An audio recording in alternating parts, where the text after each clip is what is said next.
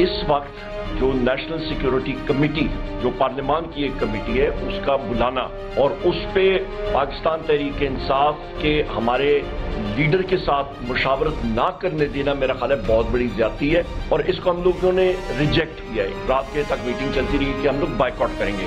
उनका काम है बायकॉट करना। इनका एजेंडा पाकिस्तान में इंस्टेबिलिटी है, इनका एजेंडा पाकिस्तान में पोलराइजेशन है, इनका एजेंडा पाकिस्तान के अंदर जो ऐसी फोर्सेस जो पाकिस्तान के मफाद के खिलाफ काम कर रही हैं उनको सपोर्ट करना है। इस वक्त भी जो बहुत बड़े पैमाने पर दहशतगर्दी की कार्रवाइयाँ शुरू हो गई हैं, उसमें भी हुकूमत की कोई एक वाज़ेह पॉलिसी नहीं है। आज कौमी सलामती का नेशनल सिक्योरिटी काउंसिल का एक इन कैमरा सेशन हो रहा है और ठीक है, उसमें सारी सिचुएशन सामने आ जाएगी। 24 घंटे में खैबर पख्तूनख्वा में अगर 27 हमले हुए हैं तो आप सोच सकते हैं कि फिर हुकूमत कहाँ है।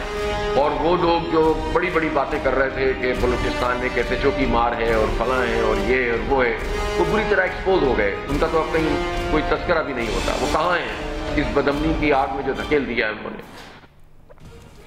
बिस्मिल्लाहिर्रहमानिर्रहीम, अस्सलाम वालेकुम नाज़रीन। दहशतगर्दी से निपटने के लिए सिविल और अस्करी क़यादत ने सर जोड़ लिए हैं। पार्लियामेंट की कौमी सलामती कमेटी का ये अहम इजलास, जिसमें प्राइम मिनिस्टर शहबाज शरीफ, वफाकी काबीना के अरकान बिलावल भुट्टो जरदारी, मौलाना फजलुर रहमान, तमाम वज़राए आला, governor, army chief general Syed Asim Munir, DG ISI समेत अहम शख्सियात ने शिरकत की है। ज़राए के मुताबिक आर्मी चीफ और DG MO की जानिब से इजलास के शुरा को सिक्योरिटी सूरत हाल पर ब्रीफिंग दी गई। इजलास से खिताब किया प्राइम मिनिस्टर ने। उन्होंने वाज़ेह किया कि दहशतगर्दी मुल्क के लिए नासूर बन चुकी है। पाकिस्तान की सरजमीन पर इसकी कोई जगह नहीं है। दहशतगर्दी के खात्मे के लिए पार्लियामेंट जो हिकमत अमली अपनाएगी उस पर अमल करेंगे और आखिरी हद तक जाएंगे। नाज़रीन, प्राइम मिनिस्टर ने दहशतगर्दी के खिलाफ जंग में शोहदा की कुर्बानियों पर खराजे अकीदत पेश करते हुए कहा कि सिक्योरिटी फोर्सेस दहशतगर्दी के खिलाफ जंग में मुसलसल कुर्बानियां दे रहे हैं। दहशतगर्दी के खिलाफ जंग में अस्करी क़यादत बिलखुसूस आर्मी चीफ का शुक्रिया अदा किया उन्होंने। नाज़रीन, वक्त का तकाजा है कि तमाम सियासी जमातें दहशतगर्दी के खिलाफ एक पेज पर हों। ताहम आज जो इंतहाई अहम इजलास, जिसमें सरदार अख्तर मेंगल PTI और उसके इत्तेहादियों ने शिरकत नहीं की है। PTI की तरफ से ये मुतालबा कि इजलास में शिरकत के लिए बानी PTI को पैरोल पर रिहा किया जाए और उनसे मुलाकात कराई जाए। ताहम मुतालबा पूरा ना होने पर PTI ने इजलास का बॉयकॉट किया, जिस पर गवर्नमेंट की जानिब से शदीद रद्द-ए-अमल सामने आया। वज़ीर दिफा ख्वाजा आसिफ ने कहा कि PTI ने साबित कर दिया कि बानी ही उनकी पहली और आखिरी तरजीह है। वतन दहशतगर्दी की आग में जल रहा है, PTI मुफादात की सियासत कर रही है। इसी तमाम तर सूरत हाल से मुतल्लिक़ आज हम अपने प्रोग्राम में बात करेंगे, लेकिन सबसे पहले जो इंतहाई अहम नुक्ता पाकिस्तान तहरीक इंसाफ के बायकॉट के हवाले से, इस पर बात करेंगे। साथ ही हुकूमत की जिम्मेदारी क्या बनती है कि इस अहम मौके पर क्या हुकूमत की ये जिम्मेदारी है कि वो तमाम सियासी जमातों को एक मेज़ पर लाए। इस हवाले से बात करेंगे। और बिलावल भुट्टो जरदारी के खिताब पर जो उन्होंने अहम बातें की, प्राइम मिनिस्टर साहब ने जो बातें की, इस हवाले से हम कॉमेंट लेंगे अपने एक्सपर्ट से। पैनल का तारुफ करवा दूँ। प्रोग्राम में मेरे साथ हैं अयाज खान साहब, आमिर इलियास राना साहब, नवीद हुसैन साहब, मोहम्मद इलियास साहब और खालिद कयूम साहब। आप सबका बहुत शुक्रिया। नवीद साहब, आपसे आगाज़ कर रही हूँ, चूँकि ये इंतहाई एक अहम इजलास कौमी सलामती कमेटी का, जिसमें PTI और इत्तेहादियों ने बायकॉट किया। प्राइम मिनिस्टर ने भी कहा कि हिज़्ब इख्तिलाफ के इस अमल से उन्हें मायूसी हुई है, इस मौके पर उन्हें नहीं ऐसा करना चाहिए था। मौलाना फजलुर रहमान भी ये कह रहे हैं कि मैं पाकिस्तान तहरीक इंसाफ को ना देखकर उन्हें भी अफसोस हुआ। क्या आपको लगता है कि जो इस वक्त PTI स्टैंड कर रही है कि बानी की पैरोल पर रिहाई का जो उन्होंने मुतालबा किया, ये दुरुस्त है? और इस अहम मौके से बायकॉट करना उनका दुरुस्त, आपको क्या लगता है, दुरुस्त है? अच्छा दुआ, देखिए, एक बड़ी अफसोसनाक बात है मेरे ख्याल में, एक ऐसे वक्त जबकि दहशतगर्द तंजीमें सारी जो है वो एका कर रही हैं, वो इकट्ठी हो रही हैं, वो पाकिस्तान का दुश्मन जो है वो इकट्ठा हो रहा है। आप देखें बलूचिस्तान में जितनी भी कलदन तंजीमें हैं वो सारी बलोच नेशनल फ्रीडम फ्रंट के झंडे तले इकट्ठी हो गई हैं। यानी उन्होंने अपने अपने वो सारे जो उनके इख्तिलाफात थे वो भुला के वो एक तरफ इकट्ठे हो गए हैं। फिर वो जो है वो वही तंजीमें जो हैं वो TTP के साथ मिलके और वो अफगानिस्तान के तालिबान के साथ मिलके और इंडिया के साथ मिलके, तो दुश्मन इकट्ठा हो रहा है। और यहाँ पे हम क्या कर रहे हैं? यहाँ पे हम अपने अपने अपने अपने सियासी मफादात के लिए जो है वो क्या पैगाम देना चाह रहे हैं अपने दुश्मन को कि आप तो मुत्तहिद हैं लेकिन हम मुत्तहिद नहीं हैं। अच्छा, यहाँ पे PTI पाकिस्तान तहरीक इंसाफ हो जाए, महमूद खान अचकज़ई साहब हो जाएं, या वहदतुल मुस्लिमीन हो जाए, या सुन्नी इत्तेहाद कौंसिल हो जाए, या मेंगल साहब हो जाएं, यानी इनको भी इस चीज़ के ऊपर जो है वो सियासत नहीं करनी चाहिए। यहाँ पे जब कि दुश्मन इकट्ठा हो रहा है और मुल्क की सलामती का सवाल है, देखें ये इस वक्त मुल्क की एग्जिस्टेंस जो है वो एट स्टेक है, मुल्क का वजूद जो है वो ख़तरे में है। जिस तरह से दहशतगर्दी दोबारा जितनी तेज़ी से आई है, तो अब मुल्क का जो अपना वजूद इस वक्त ख़तरे में है, तो इस वक्त सियासी इख्तलाफात को और सबको भुला के अपने सियासी जो मकासद हैं उनको साइड पे रख के एक यूनाइटेड फ्रंट देना है। दुश्मन इकट्ठा हुआ है तो हमें भी बहैसियत कौम एक मैसेज देना चाहिए कि हम भी इकट्ठे हैं। लेकिन यहाँ मसला सिर्फ इन जमातों का नहीं है जिनका मैंने अभी जिक्र किया, जिक्र उन जमातों का भी है जो कि इस वक्त पार्लियामान में बैठी हैं। उनके ऊपर भी ये एक देखे ना, आपने वो पार्टी, आप तो उसके ऊपर लेबल लगा रहे हैं कि जी वो एंटी स्टेट है, वो तो दुश्मन का प्रोपेगेंडा, वो तो दुश्मन का नैरेटिव। यानी आप क्या कर रहे हैं, थोड़ी देर के लिए ये सोचा जाए कि वो पार्टी, अगर आप पार्लियामान की बात करते हो ना, जैसे स्पीकर रियाज सादिक साहब ने कहा कि जी वो गैर पार्लिमानी, सबसे पहले तो ये देखें ना कि क्या आपने कौन सा पार्लिमानी काम किया है। यानी वो पीटीआई जो सबसे ज़्यादा नशस्तें लेने वाली, बावजूद उस धांधली के सबसे ज़्यादा नशस्तें लेने वाली पार्टी जो आई, आपने तो अभी तक उसको पार्लिमानी पार्टी ही नहीं तस्वर किया। यानी सुप्रीम कोर्ट का फैसला है कि जी पार्लिमानी पार्टी और इसकी जो है वो रिजर्व सीट्स दी जाएं, लेकिन आपने अभी तक उसको पार्लिमानी पार्टी नहीं तस्वर किया। तो आप जो कुछ आप भी कर रहे हैं, और फिर वो पार्टी जो कि यानी 18-19 मिलियन वोट ले चुकी है, अगर आप एंटी स्टेट कह रहे हैं, आप उसको मुल्क दुश्मन कह रहे हैं, इसका मतलब है कि आप वो 18-19 मिलियन लोग जिन्होंने वोट उसको दिया, उन सबको आप जो है ना वो एक ही लाठी से हाँक रहे हैं। तो ये आपकी गवर्नमेंट का भी, जो पार्लियामान में बैठी पार्टियां हैं, जी उनको भी ये चाहिए कि जिन पार्टीज के तहफ़्फ़ुज़ात हैं, यानी एक बहुत बड़ी पार्टी है पीटीआई, आप उसको क्यों साइडलाइन करना चाह रहे हैं, क्यों आप उसको सिस्टम से निकालना चाह रहे हैं। ये किसी एक पार्टी का, किसी एक फर्द का, किसी एक इदारे का मेरे ख्याल में ये प्रेरोगेटिव नहीं होना चाहिए। ये पूरा पाकिस्तान है, ये 24 करोड़ अवाम का पाकिस्तान है, ये आपका, मेरा, हम सब का पाकिस्तान है। और इस पाकिस्तान के लिए हम सबको इकट्ठा होना है। अपनी ज़ाती अनाओं को साइड पे रखें, अपने सियासी मफादात को साइड पे रखें और एक हो जाएं जिस तरह के दुश्मन आपके खिलाफ एक हुआ है। सही जी। अयाज साहब, हुक्मरानों को हालात की संगीनी का इदराक क्यों नहीं है, ये बात दुरुस्त है, लेकिन जहां गवर्नमेंट की जिम्मेदारी बनती है वहां पाकिस्तान तहरीक इंसाफ खुद समझती है कि 18-19 मिलियन वोट वो अवाम की नुमाइंदा जमात है। ऑल्दो वो उसको नुमाइंदगी उस तरह से मिल रही है या नहीं, एक और बहस है। लेकिन क्या आपको लगता है कि दोनों तरफ से ये रिस्पॉन्सिबिलिटी है कि इस अहम मौके पर यूनिटी दिखानी चाहिए थी? देखिए, गवर्नमेंट कहती है कि ये स्टेट की मुखालिफ पार्टी है, मुल्क दुश्मन पार्टी है, पहले तो उसे इनवाइट ही नहीं करना चाहिए था। उसके बाद आपने इनवाइट कर लिया, वो दो मुतालबात उन्होंने कहा जी आप पैरोल पे रिहा कर दें हमारे लीडर को या हमारी मुलाकात करा दें। अच्छा जी, पैरोल पे रिहा नहीं कर सकते आप, इस स्टेज पे छोड़ दें, आप मुलाकात करा दें। लेकिन नहीं, नीयत आपकी भी ठीक नहीं है। इसलिए दोनों तरफ से मामला वो है ना कि अगर आप उन पे इल्ज़ाम लगा रहे हैं कि वो सियासत कर रहे हैं, तो आप भी माजरत के साथ सियासत के सिवा कुछ नहीं कर रहे, आप भी सिर्फ सियासत कर रहे हैं। बड़े कमाल लोग हैं हम दुआ, बुनियादी तौर पे।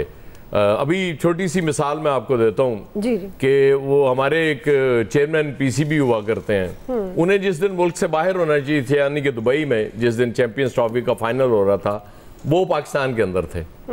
आज कौमी सलामती कमेटी का इजलास हो रहा था, इतना अहम इजलास हो रहा था, और वजीर दाखिला को आज उस इजलास में होना चाहिए था, आज वो मुल्क से बाहर हैं। उस दिन चेयरमैन पीसीबी पाकिस्तान के अंदर थे, आज वजीर दाखिला मुल्क से बाहर हैं। वो और क्या मतलब इस मुल्क के साथ इससे ज़्यादा और क्या लतीफ़े हो सकते हैं। लेकिन मतलब ये लोग जो मर्जी करें, ये मुहिब्बे वतन भी हैं, इन्हें आप तनकीद भी नहीं कर सकते, ये बिल्कुल ठीक कर रहे हैं। वो उस दिन से पता ही नहीं है, जिस दिन से जाफर एक्सप्रेस का वो इंसिडेंट हुआ कि वजीर दाखिला कहाँ है, वो एक खबर चल जाती है कि जी मुस्तकिल राब्ते में है वजीर आला से वहाँ के बलोचिस्तान के, और बस बात ख़त्म हो जाती। पीटीआई शरीक हो जाती पीटीआई का वफ्द आज चला जाता नेशनल सिक्योरिटी कमेटी में, मुझे ये बताएं उससे क्या फ़र्क पड़ना था? ये कौन नहीं जानता कि पीटीआई कौन है, पीटीआई क्या है? सिर्फ एक फ़र्द है पीटीआई जिसका नाम इमरान खान है। वो अगर नहीं है तो पीटीआई का वजूद ही नहीं है। वो अगर किसी उसमें शिरकत नहीं करता तो उसका फॉलोअर, उसका वोटर कैसे मानेगा? बल्कि उस उल्टी तनकीद होती है ना इन पे कि भाई लीडर आपका जेल में और आप जाके उनमें इजलासों में शरीक हो जाते हैं। और शायद यही वजह होती है कि ये इनको फैसला वापस लेना पड़ता है। इनिशियली इन्होंने अनाउंस कर दिया था कि हम शिरकत करेंगे। अब बात यह है ना कि आज नवाज शरीफ साहब को भी होना चाहिए था इस इजलास में, मेरी इतलात के मुताबिक अभी तक जो आई है कि नहीं है वो। इवन जरदारी साहब को भी होना चाहिए था, प्रेसिडेंट हाउस में कर लेते ये इनको, इस इजलास को, कोई इशू नहीं था। और इमरान खान को भी होना चाहिए था। उसके बाद फिर महमूद खान अचकजई, अख्तर मेंगल, जितने लीडर्स हैं जो आज बाहर थे वो सब होते, फिर आप एक मैसेज देते जो नवीद साहब जिस पे बार बार जोर दे रहे थे ना कि वो सब इकट्ठे हो गए हैं और हम इकट्ठे होने का वो मैसेज क्यों नहीं दे रहे? नवीद साहब, जब तक ये नहीं होगा, ये इस तरह के इजलासों से कोई फ़ायदा नहीं होगा। एपीसी अनाउंस की थी प्राइम मिनिस्टर साहब ने और उसको शायद वो नहीं चाह रहे थे तो इसलिए इन्होंने ये इजलास किया, लेकिन अभी मुझे उनकी नीयत पे शक नहीं करना चाहिए। हो सकता है कि अभी 1-2 दिन पहले ही तो उन्होंने अनाउंस किया है, पॉसिबल है वो उसकी प्लानिंग भी कर रहे हो। तो मेरे ख्याल में एपीसी में इस मुल्क की जितनी लीडरशिप है उस सब को आना चाहिए, फिर आप एक मैसेज दे सकेंगे। वरना ये आप एक दूसरे, ये ब्लेम गेम ही होती है ना। वो ख्वाजा आसिफ कहेंगे जी वो तो मुल्क दुश्मन है, नहीं ये तो कभी सीरियस होते ही नहीं। अज़मा बुखारी साहब आके वो मीडिया टॉक कर देंगी, 2-4 और वजीर इसके बाद कर देंगे, लेकिन इससे इस कौम का, इस मुल्क का कोई भला आप नहीं करेंगे। आप सबको सिंसियर होना पड़ेगा। सियासी पॉइंट स्कोरिंग अगर कोई पीटीआई कर रही है तो आप भी वो कर रहे हैं, इसलिए सब पे लाजिम है कि ये पॉइंट स्कोरिंग छोड़ें, इस मुल्क का सोचें और अपनी अनाओं को थोड़ी देर के लिए साइड पे रख दें। नहीं तो फिर ठीक है, ये इसी तरह चीज़ें खुदा न खास्ता वर्स्ट से वर्स्ट होती जाएंगी। और ये हम एक मुद्दत से ये बात कर रहे हैं लेकिन कोई नहीं समझना चाह रहा तो उसकी मर्जी। जी आमिर साहब, आपके ख्याल में बायकॉट का फैसला दुरुस्त था पाकिस्तान तहरीक इंसाफ का? देखें, जो पहली बात तो ये है कि जो कमेटी की मीटिंग हो रही है, सबसे अहम तो ये है कि ये होनी ज़रूरी थी और ज़ाहिर है ब्रीफिंग दी जा रही है। जो मुंतखब नुमाइंदे हैं वो बैठे हैं और आर्मी की क़यादत ने, यानी आर्मी चीफ ने 50 मिनट और 30 मिनट DGMO ने और फिर क्वेश्चन आंसर भी हुए हैं।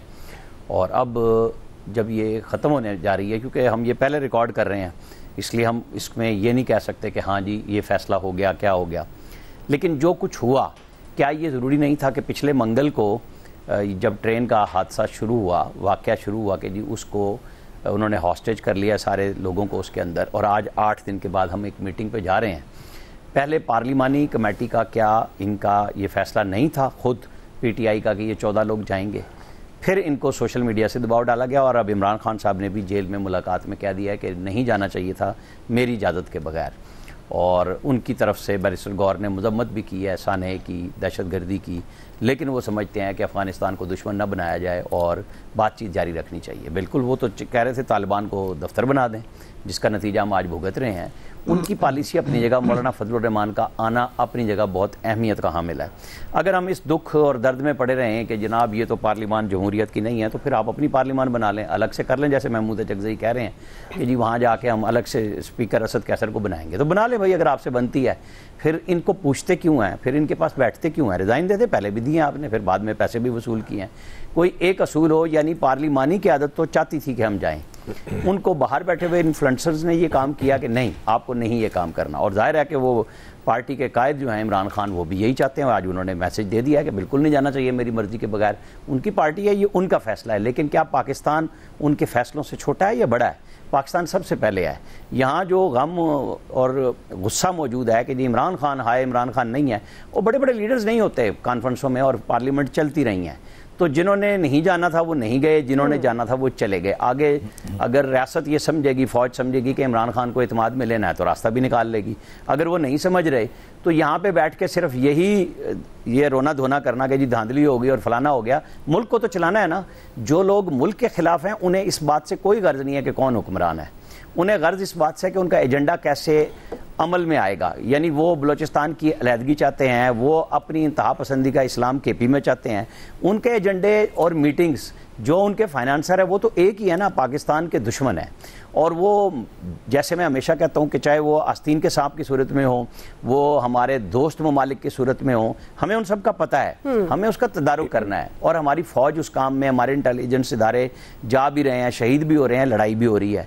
तो यहाँ बैठ के सिर्फ एक पार्टी के ना आने से क्या पाकिस्तान की कौमी सलामती के मामलात के ऊपर डिस्कशन ही बंद कर दें कि नहीं, चूँकि उसने 190 मिलियन पाउंड का केस बना हुआ है, उसे सज़ा हुई है, लिहाजा जब तक आप उसे छोड़ते नहीं, जो मर्जी के मुताबिक जजेस पहले फैसले कर रहे थे, अपीलें सुनते थे, फटाफट ले आओ कर लो, अगर वो अवेलेबिलिटी नहीं है तो क्या पाकिस्तान को बंद कर दिया जाए? ऐसा नहीं हो सकता। पाकिस्तान को इंशाल्लाह चलना है और वो चलेगा। मुश्किलात आएंगी, रास्ता बनाया जाता है। अगर आज पीटीआई की ये क़यादत, जैसे अली अमीन गंडापुर बतौर वज़ीर आला गए हैं, तो क्या वो पीटीआई के वज़ीर आला नहीं है? उन्होंने जो बात की, उनके साथ ये 14 लोगों में से जितने लोग भी बोलते, तो क्या वो इमरान खान की बात ना करते? वो आर्मी चीफ की मौजूदगी में, DGISI की मौजूदगी में, DGMO की मौजूदगी में, क्या वो अपनी पार्टी का मौक़िफ़ जो उनका माफी ज़मीर है वो बयान ना करते और वो आके बाद में प्रेस टॉक भी कर लेते? इसमें ऐसे आखिर मुज़ायका क्या है कि आप इस तरह रोकते हैं कि पाकिस्तान को बंद कर दो, पहले इमरान खान को ले आओ? नहीं, ऐसे नहीं हो सकता ना। इस मुल्क को इंशाल्लाह चलना है। तो ये फैसले आज थोड़ी देर में सामने भी आएंगे, आगे भी चलेंगे। पार्लिमानी पार्टी ने, PTI के जो लोग जहन में रखते हैं, उमर अयूब कौन सी सख्त तकरीर है जो नहीं करते एस्टैब्लिशमेंट के खिलाफ, लेकिन अगर उन लोगों ने सब ने ये फैसला किया और उनको अब मजबूर किया गया बंद करने पर, ये उनका फैसला है पार्टी का, ये उनका हम एहतराम करते हैं। लेकिन आज वो मौका था कि कौमी यकजहती में भी शामिल होते, अपनी लीडरशिप के बारे में जो वो क्वेश्चन पार्लियामान में करते हैं, जो वो कभी बराह रास्त नाम लेके और ताने और तशनी करते हैं मिलिट्री एस्टैब्लिशमेंट को, ISI को, वो सामने खड़े होकर बात कर लेते ना। इस जुर्रत का इजहार उनके सामने हो जाना चाहिए था। इससे भागने की जरूरत नहीं थी इस नाम पे कि जी हमारा लीडर नहीं है तो हम नहीं जाएंगे। आज मौका था, जाके बात कर लेते। वहां क्यों बैठ गए थे पेशावर में जाके सारे के सारे? ठीक है, खालिद कयूम साहब, आपको लगता है कि ये मौके में, इस मौके पे PTI को होना चाहिए था? मैं समझता हूँ कि ये दहशतगर्दी के ख़िलाफ़ पाकिस्तान जो तवील तरीन जंग लड़ रहा है और इस जंग में पाकिस्तान ने बड़ी कुर्बानियाँ दी हैं, 80,000 से ज़ायद आज शहादतें हो चुकी हैं और पाकिस्तान की जो मेशत की इस वक्त ये सूरत हाल है, उसको भी नाकाबिले तलाफ़ी नुकसान 150 अरब डॉलर का पहुंच चुका है। तो इस मौका पर जो सूरत हाल बलूचिस्तान और KP के अंदर ख़ास तौर पर जो है वो एक नई शक्ल अख्तियार करती जा रही है। इस सूरत हाल में, इस मौका पर PTI समेत तमाम छोटी बड़ी जो पार्लिमानी जमातें हैं उनको इस आवाम के अंदर, इस इजलास के अंदर होना चाहिए था। लेकिन मैं समझता हूँ कि इसमें जो है वो एक जो मिसाल कायम की थी मुस्लिम लीग नून के सदर साबिक़ वज़ीर आज़म नवाज शरीफ साहब ने 2014 में, जब सानहा APS के बाद जो 20 नकाती नेशनल एक्शन प्लान इत्तेफाक राय से पार्लियामेंट ने तैयार किया था, उसमें तमाम PTI समेत मुल्क की तमाम छोटी बड़ी जो पार्लिमानी जमातें थी उस इजलास में मौजूद थी। और आज भी इस हवाले से नून लीग की जो कि हुकूमत है, तो मैं समझता हूँ कि इस मसाल को जो नवाज शरीफ साहब ने कायम की थी, उनकी नून लीग की हुकूमत को इसमें आगे बढ़ना चाहिए था और इस हवाले से किरदार अदा करके दूसरी जो जमातें शरीक नहीं हुई इस इजलास में, उनको आमादा करना चाहिए था, उसके लिए किरदार अदा करना चाहिए था। क्योंकि माजी में हमने देखा कि जब भी मुल्क को मुश्किलात का सामना हुआ, जब भी मुल्क पर ख़तरात मंडलाने शुरू हुए, ख्वाह दहशतगर्दी के ख़तरात थे, ख्वाह जंगें थी, ख्वाह अफ़गानिस्तान के अंदर अमन था, ख्वाह पाकिस्तान के ख़िलाफ़ जो एटमी प्रोग्राम, एटमी धमाकों के बाद पाबंदियाँ लगाई गई, तो हमने ऐसी रवायात नहीं देखी। हमने देखा कि साबिक़ वज़ीर आज़म मरहूम मोहम्मद खान जनेजो ने इसी अफ़गानिस्तान पर जो APC बुलाई थी ज़ियाउल हक दौर में, तो उस APC में उस वक्त पीपल्स पार्टी की चेयरपर्सन मुहतरमा बेनज़ीर भुट्टो तमाम तर शिकवों के बावजूद, तमाम तर उनके ख़िलाफ़ इंतकामी कार्रवाइयों के बावजूद वो उस इजलास में APC में शरीक हुई थी। हालांकि इस अजलास की मोहम्मद खान जनेजो को बड़ी कीमत भी अदा करना पड़ी, और इसके साथ जब एटमी धमाके हुए, शहबाज साहब कीमत नहीं अदा करना तो जब एटमी धमाके हुए तो आपने देखा जब मुश्किल वक्त आया तो मुहतरमा बेनजीर भुट्टो की अपोजिशन एक छोटी अपोजिशन थी, 17-18 अरकान पर मुश्तमिल थी, लेकिन वो उस वक्त भी जो है तमाम तर मसाइल के बावजूद वो हुकूमत के साथ पार्लिमान के अंदर इकट्ठी हुई, एक प्लेटफार्म पर आई, और खारजा अमूर कमेटी की चेयरपर्सनशिप जो है वो मुहतरमा बेनजीर भुट्टो ने कबूल की, और बैनुल अक़वामी सतह पर जाकर जो किरदार था वो अदा किया। सही। तो इसमें भी जो है अब भी मैं समझता हूँ कि ना सिर्फ पार्लिमान के अंदर बल्कि पार्लिमान से बाहर जो छोटी बड़ी तमाम सियासी जमातें हैं उनको भी जो है एक ऑल पार्टी कॉन्फ्रेंस जो है वो हुकूमत को बुलानी चाहिए। ठीक। और हुकूमत को चाहिए कि इत्तेफाक राय से नेशनल एक्शन प्लान 2 जो है जिसकी आजकल बात हो रही है उसकी तैयारी के लिए सबको एक प्लेटफॉर्म पर एक जगह इकट्ठे करके इत्तेफाक राय से जो है ये वो नेशनल एक्शन प्लान तैयार होना चाहिए, फिर उस पर अमल दरामद भी होना चाहिए। बिल्कुल, बिल्कुल। पहले नेशनल एक्शन प्लान जो 20 निकाती था उसका हाल नहीं होना चाहिए। उस नेशनल एक्शन प्लान में अफवाज पाकिस्तान की जो जिम्मेदारियां थी वो अफवाज पाकिस्तान ने तो अदा की, लेकिन बदकिस्मती से साबिक हुकूमतों ने और ख़ास तौर पर सूबाई हुकूमतों के जिम्मे जो मामलात थे उनमें कोई अमल दरामद नहीं हुआ। सही है जी। क्विकली नाज़रीन ब्रेक से वापस आएंगे, यहीं से कंटिन्यू करेंगे। वेलकम बैक नाज़रीन। पार्लियामेंट में कौमी सलामती कमेटी का जो अहम इजलास हुआ जिसके मुतालिक हम बात कर रहे हैं पाकिस्तान तहरीक इंसाफ के बायकॉट के हवाले से, क्या उनका ये फैसला दुरुस्त था? जो उन्होंने बानी पीटीआई के हवाले से मुतालबा रखा गवर्नमेंट के सामने, क्या दुरुस्त है? इस पर राय ले रहे हैं एक्सपर्ट्स की। इलियास साहब आपकी तरफ आऊँगी, आप इस फैसले को किस तरह से देखते हैं पाकिस्तान तहरीक इंसाफ के, और इस ज़िम्मन में गवर्नमेंट की आपके ख्याल में क्या जिम्मेदारी बनती है?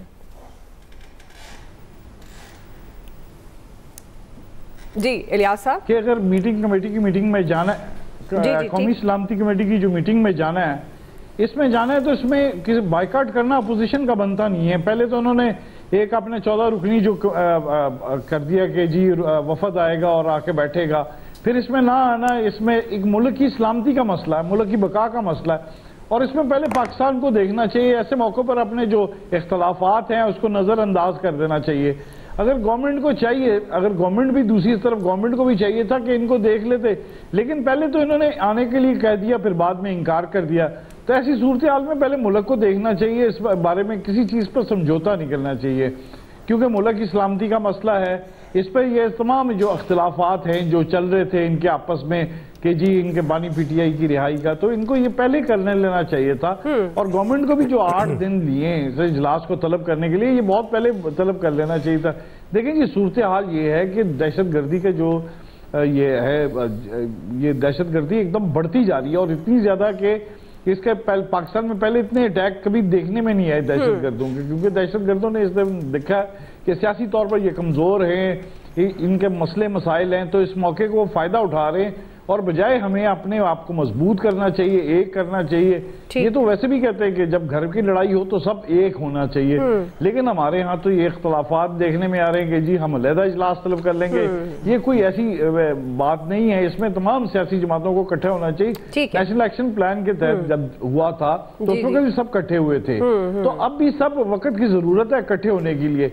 ये नहीं है कि इनके करने से, इनसे पहले भी पाकिस्तान था और इंशाल्लाह बाद में भी पाकिस्तान रहेगा। इनके ना आने से ना जाने से ये पर कितने आगे कितने सदर आए, कितने वजीर आजम आए, वो समझते थे कि हमारे बगैर ये सिस्टम नहीं चल सकता। सिस्टम चलता है, लेकिन ये बातें जो होती हैं ये याद रहती हैं कि जी इन्होंने किस वक्त मौके पर मुल्क की जब कमजोर हालात में था तो उस वक्त छोड़ दिया था। तो ये आवाम देख रही है, आवाम को इस पर देखना चाहिए इनको, क्योंकि आवाम के लिए ये कह रहे हैं कि जी आवाम के लिए करना चाह रहे हैं, तो आवाम के लिए तो पाकिस्तान होगा तो ये सब होंगे, उसके बगैर तो कुछ नहीं। बिल्कुल आप सही कह रहे हैं आमिर साहब। अब ये शहबाज शरीफ साहब ज़राए के मुताबिक जो अब तक खबरें आई हैं, शहबाज शरीफ साहब कह रहे हैं कि 2014 में जब APS हुआ तो नवाज शरीफ साहब ने सबको इकट्ठा किया, तो अब क्या गवर्नमेंट की ये जिम्मेदारी नहीं बनती थी? अगर उनका मुतालबा मान लिया जाता, जाहिर है हुकूमत वक्त की जिम्मेदारी होती है कि वो पार्लियामेंट में तमाम अपोजिशन समेत तमाम जमातों को साथ लेकर चले, तो क्या ये हुकूमत की जिम्मेदारी नहीं बनती थी कि वो उनके मुतालबात को मानते, या एटलीस्ट उनसे बातचीत कर ली जाती ताकि मामला खुश असलूबी से आगे बढ़ सकते? हाँ, बिल्कुल हाथ बांध के खड़ी हो जाती, दो जानू होती, जिस तरह इमरान खान चाहते हैं कि इस्टेब्लिशमेंट दो जानू होकर पेश हो जाए। ये हम सारे कंफ्यूज कर रहे हैं ऑल पार्टीज़ कॉन्फ्रेंस और पार्लिमानी कमेटी को। जब ऑल पार्टीज़ कॉन्फ्रेंस का अगर फैसला होगा, फिर सवाल होगा कि तमाम जो जमातें हैं वो पार्लियामेंट में हैं या नहीं है, उनको बुलाया गया या नहीं बुलाया गया। एक फ़ैसला हुआ और उसमें PTI की पार्लिमानी पार्टी ने कौमी असम्बली और सेनेट से 14 लोगों की लिस्ट दी, वो शिरकत के लिए तैयार हो गए। उसके बाद जो दबाव का सामना हुआ, मैं कह रहा हूँ ये उनका राइट है, मैं उसको ये नहीं कह रहा जी। लेकिन जब एक अच्छा फैसला किया, उनकी दानिश में था, तो फिर उस पर कायम रहना चाहिए था, आप जाके बात करते। जो ये जिद बनाई गई है ना, ये जिद फिर जिसको जो मर्जी कहना चाहिए कह ले। जैसे खान साहब ने भी कहा कि मेरी पार्टी को मेरे बगैर नहीं जाना चाहिए था, बिल्कुल उनकी पार्टी को पूछ लेना चाहिए था। उनको आज मंगल की मुलाकात थी, पिछले मंगल ये हादसा हुआ था, उसके बाद आज मजम्मत आई है। मिले तो वो दोपहर को थे ना, वाकया और हादसा तो हो चुका हुआ था उस वक्त, ट्रेन का पब्लिक हो चुका था जब ये मुलाकातें कर रहे थे। तो आज 8 दिन के बाद उनकी मजम्मत आई है इमरान खान साहब की तरफ से इस वाक़े की। और ये सारे वकील, यही पार्टी के चेयरमैन बैरिस्टर गौर, सलमान अकरम राजा, यही फैमिली, ये सारे लोग मिल के आए थे उस दिन भी। और कोई उनकी तरफ से एक लंबा चौड़ा ट्वीट आया था, लेकिन मजम्मत नहीं थी, जिसकी बुनियाद पे सारी बात हो रही है। ट्वीट बहुत लंबा आया था उसी शाम, मंगल की शाम में ही, दहशतगर्दी के ऊपर और सब चीज़ों के ऊपर, लेकिन इससे किनारा कशी की गई थी। अब जब फैसले हो जाएंगे, हम और आप एक अच्छी पोजीशन में होंगे कि क्या फैसला किया गया है, क्या ऑल पार्टीज कॉन्फ्रेंस की तरफ जा रहे हैं, कोई बराह रास्त ऑपरेशन। मेरे हिसाब में मैं तो बार बार कह रहा हूं कि अब आपका ऑपरेशन करना बनता है, चाहे वो बलूचिस्तान में है, बिल्कुल खुल्लम खुल्ला होना चाहिए BLA के खिलाफ, उनके इत्तेहादियों के खिलाफ, जो भी इसके बारे में कर रहा है। अब आप जो बच्चे PTI के पकड़े जा रहे हैं और वो कह रहे हैं कि बगावत करें फौज हमारी, क्या उनको पकड़ना जुर्म हो गया है? उसके लिए जो स्यापा डल रहा है कि ये क्या हो रहा है भाई, जब आप इस तरह की हरकत करेंगे, आप बगावत के लिए, चाहे आप नौजवान हैं चाहे आप बूढ़े हैं, आप पाकिस्तान में बैठ के या पाकिस्तान से बाहर, आपका अपना एजेंडा और नजरिया जो मर्जी रखें, लेकिन आप तकसीम करने की पॉलिसी को जब आप तरवीज देंगे तो फिर आपको कानून के नाफिज करने वाले इदारों का सामना भी करना होगा। क्या उनको अगवा किया गया, उनको लाके और पेश कर दिया गया, FIA के कस्टडी में दिया और पर्चा दिखा दिया, FIR दे दी, अदालत से उनका रिमांड ले लिया। अब ये चीजें भी अगर काबिले उसमें है कि जी ये नफरत है कि जी क्यों पकड़ रहे हैं भाई, ये तो फिर होगा।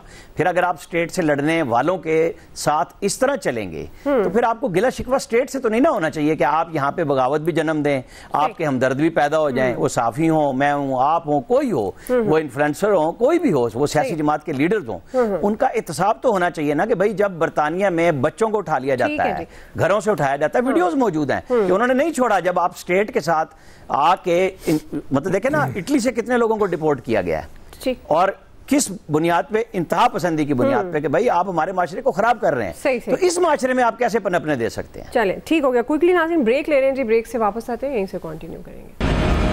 वेलकम बैक नाज़रीन। आया साहब, आपके ख्याल में क्या हुकूमत की इस ज़िम्मन में जिम्मेदारी बनती है? जिस तरह मैंने जिक्र भी किया, एग्जाम्पल जो कि प्राइम मिनिस्टर साहब ने खुद ही कहा कि पहले नवाज शरीफ साहब ने इकट्ठा किया, और साथ ही जो बिलावल कह रहे सिफारती सतह पर यह मामला उठाना होगा और मुअस्सर एक जो पॉलिसी है, खारजा पॉलिसी, वो बनानी होगी और उसके लिए एक होना बड़ा ज़रूरी है। तो ये सब होगा फिर कैसे? बहुत सी मुअस्सर पॉलिसीज़ बनाने की ज़रूरत है इस स्टेज पे लेकिन उस सब के लिए देखें, बात ये होती है कि ज़ाहिर है एक बयानिया चल रहा होता है मुख्तलिफ माशरों में, मुल्कों में, वो उसको टो करना बड़ा अच्छा रहता है क्योंकि वो कोई परेशानी नहीं होती आपके लिए। अगर आप उसको टो नहीं करते ना, उसके अगेंस्ट कोई बात करते हैं तो ज़ाहिर है वो बड़ी। मुझे याद है 2008 में जब हम अमेरिका में थे तो वहाँ को एक अमरीकी टॉम थे, वो स्टेट डिपार्टमेंट के साथ थे, तो उन्होंने कहा कि यहाँ बैठ के वाशिंगटन में जब हम इराक पे हमला हो रहा था, हम उसकी मुखालफत करते थे तो कहा जाता था ये मुल्क दुश्मन है, ये गद्दार हैं ये लोग। और आज कहता है देखें लाखों लोग सड़कों पे निकले होते हैं, तो बड़ा मुश्किल होता है ना उस स्टेज पे, क्योंकि एक ही तरफ चीज़ें चल रही होती हैं। आज का बयानिया ये है कि जी एक नेशनल सिक्योरिटी कमेटी की मीटिंग थी और उसमें कौमी यकजहती की ज़रूरत थी, सबको इसमें शरीक होना चाहिए था, बस इतना सही है। इससे हटके जो बात करेगा ज़ाहिर है वो बात मतलब अजीब बात लगती है ना उस वक्त। लेकिन बात वही है कि गवर्नमेंट की जिम्मेदारी क्या है। नेशनल सिक्योरिटी कमेटी की मीटिंग थी, गवर्नमेंट ये इंतजार कर रही थी कि जी ये इनकार करें और उसके बाद हम बयानात देना शुरू करें कि ये देखें जी ये तो है ही मुल्क दुश्मन, ये तो कभी भी कौमी यकजहती के उसमें शरीक नहीं होते। और वो ये इंतजार कर रहे थे कि जी वो हमारे लीडर को दावत दी जाए। बात ये नहीं है। आप सुबह 9 बजे एक स्पेशल दावत वो करा देते ना, इनकी मीटिंग करा देते कि जाओ यार अपने लीडर से जाओ, उसके बाद आपको मजा आता उस पे इनके लीडर पे तनकीद करके कि देखें वो मुल्क दुश्मन है, ये पार्टी मतलब वो चुके इसका हेड है, वो चाहता ही नहीं कभी कोई कौमी यकजहती पैदा हो। ये सब बात वो है कि जब आपने सिंसेरिटी के साथ, आपने संजीदगी के साथ ये चाहना है कि ये मसला हल हो, इस मुल्क में कौमी यकजहती पैदा हो, तो फिर आपको, मैंने पहले भी अर्ज किया है कि अनाओं से बाहर आना पड़ेगा। नहीं आएंगे तो फिर इसी तरह इजलास होते रहेंगे और उसके बाद इसी तरह तनकीद होगी। जी खालिद साहब इसी पे क्विकली कमेंट कर दीजिएगा। जी देखिए कि आपको याद होगा कि जब अफगानिस्तान से अमरीकी फ़ौजों का इनखला हुआ तो उससे पहले एक दोहा मुआहदा हुआ था और उस मुआहदे के अंदर जो अफगान अबूरी हुकूमत है उसकी क़यादत ने ये यकीन दहानी कराई थी, ये कमिटमेंट दी थी कि अब अफ़गानिस्तान की जो सरज़मीन है वो पाकिस्तान समेत जो हमसाया ममालिक हैं उनके ख़िलाफ़ इस्तेमाल नहीं होगी। और यही जो सवाल आपने उठाया है कि बैनुल-अक़वामी सतह पर जिस तरह पीपल्स पार्टी के चेयरमैन बिलावल भुट्टो सरदारी ने भी बात की है कि अफ़गानिस्तान के जो मामलात हैं उनको उठाया जाना चाहिए। असल में वो ये कहना चाहते हैं कि जो कमिटमेंट अफगानिस्तान ने, अफगान अबूरी हुकूमत ने दोहा मुआहदे में दी थी उस पर अमल दरामद करवाने के लिए,